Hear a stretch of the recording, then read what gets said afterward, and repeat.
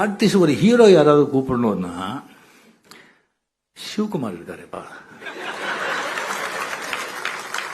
அருமையா என்ன பேசுறாரு, எவ்வளவு படிச்சிருக்காரு, என்ன பண்றாரு, மகாபாரதத்தை வந்து அப்படியே 6 hours hats off to him. இந்த ஏஜ்ல வந்து கண்டினியூஸ் அது குரல் பத்தி எதை பத்தி அவரே கூப்பிட்டுக்கலாமே. அது வேண்டாம். சரி, கமலஹாசன் எவ்வளவு அறிவாளி, எவ்வளவு படிச்சிருக்காரு, அவரே கூப்பிட்டுருக்கலாமே. அதெல்லாம் விட்டுட்டு இன்னும் 75 வயசுலயும் கூலிங் கிளாஸ் போட்டு ஸ்லோ மோஷன்லயே நடந்து வர இந்த ஆளு வந்து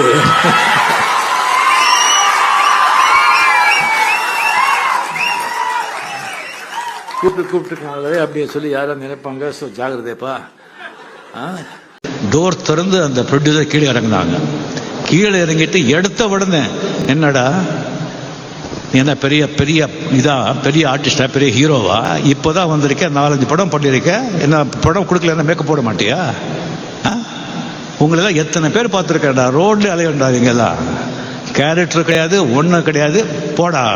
நான் வந்து என்னங்க, நீங்க தானே சொன்னீங்க, அதனால நிற்கிறேன்னு சொன்னா, வீட்டுக்கு போ, கேரக்டர் கிடையாது. சரி, ஓகே, கார் கொடுங்க, கார்லயே போறே சொன்னா, கார் எல்லாம் கிடையாது, அதுக்கு நீ வாடகை கொடுக்கணும், நடந்தே போடும் அப்படின்னு சொன்னாங்க. என்கிட்ட உண்மையாவே பணம் கிடையாது, பாக்கெட்ல பணம் வச்சுக்கல. இந்த மாதிரி நான் என்ன தப்பு பண்ணேன், இவ்வளவு அவமானப்படுத்தாருன்னு சொல்லிட்டு ஏவிஎம் ஸ்டுடியோல இருந்து அப்படியே நடந்து வர்ற செகண்ட் வீக் 16 வயதுல இது எப்படி இருக்கு அப்படின்னு சொல்லிட்டு போட்டு போஸ்டர் எல்லாமே நடந்து இதே மைண்ட்ல ஓடுது. அந்த பஸ்ல போறவங்க எல்லாம் இது எப்படி இருக்கு, இது எப்படி இருக்குன்னு கேக்குறாங்க. எனக்கு வந்து இப்படி நடந்து போயிட்டு இருக்கு, இதை பார்த்து சொல்றாங்க அப்படிங்கிறது என் மைண்ட்ல. பின்னாலே ஒரு 4-5 பேர் பரட்ட இது எப்படி இருக்குன்னு வர்றாங்க. என் மைண்ட்ல எல்லாம் என்ன ஓடுதுன்னா, இதே கோடம்பாக்கம் ரோட்ல ஃபாரின் வண்டி எடுத்துக்கிட்டு அந்த கார்ல இருந்து கால் மேல கால் போட்டு உட்காந்து இதே ஏவிஎம் ஸ்டோர்ல அதே ஃப்ளோர்ல வந்து போகலன்னு சொன்னா, நான் ரஜினிகாந்த் இல்ல. ஒன்னு சொல்ற, எல்லாருக்குமே, எனக்கு மட்டும் இல்ல, எதிர்ப்பு அண்ட் வெறுப்பு இதெல்லாம் எல்லாருக்குமே இருக்கும், எல்லாருக்குமே இருக்கும். எல்லாத்துலயும் யாராவது நம்ம வந்து தூஷிக்கிறாங்கன்னு சொன்னா, வெறுக்கிறாங்க அப்படின்னு சொன்னா, நம்ம உழைப்பால பாஷையிலேயே மொழியிலேயே உயர்ந்த மொழியும் மௌனம், அதுல வந்துட்டு நாம பயிர் பண்ணிட்டு நம்ம பாட்டுக்கு நம்ம போயிட்டே இருக்கணும்.